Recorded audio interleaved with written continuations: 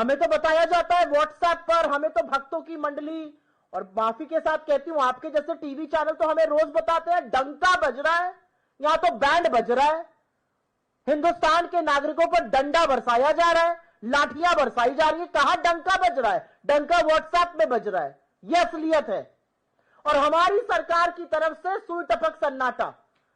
हमारी सरकार एक स्टेटमेंट लगा के कहती है अमेरिकन स्टूडेंट्स जो हैं वहां पे गए इंडियन स्टूडेंट्स, वो वहां के लॉज का पालन करें, कैंपस पर अच्छे से बर्ताव करें, इसलिए आपको चुनकर शासन में बिठाया था।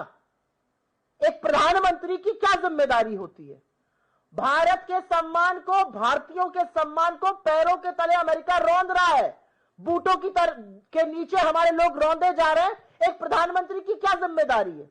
जाकर झपिया पपिया करना, लपक लपक के ट्रंप को और कभी बाइडेन को गले लगा लेना।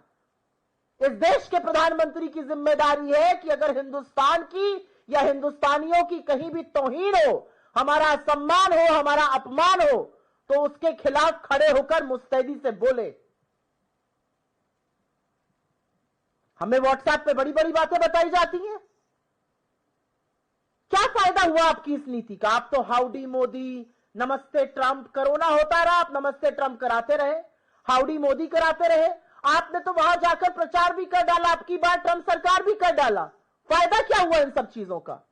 आज असलियत यह है कि हिंदुस्तान का लगातार अपमान कर रहा है अमेरिका। डोनाल्ड ट्रंप ही नहीं, उनके सारे सेक्रेटरीज, चाहे वो हार्वर्ड लिटविक हो, चाहे वो रूबियो, बार बार पाकिस्तान और हिंदुस्तान का को एक साथ खड़ा कर रहे हैं, और जो हमारे भारतीय मूल के लोगों के साथ किया जा रहा है। आपके यहां कोई गैर नियम से आया है, बिल्कुल आप एक्शन लीजिए। आप नेपाल में कमर्शियल फ्लाइट भेजते हैं और आप हिंदुस्तान में मिलिट्री जहाज में लोगों को बेड़ियां और हथकड़ियां पहनाकर भेजते हैं, और हमारे विदेश मंत्री झूठ बोलते हैं कि ऐसा पहले भी हुआ है। ऐसा कभी पहले नहीं हुआ है।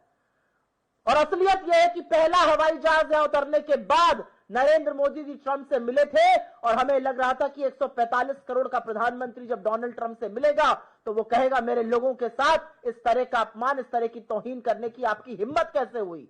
लेकिन उसके बाद एक और हवाई जहाज उतरा, और उसमें और बर्बरता थी, उसमें बच्चे और महिलाएं भी थी।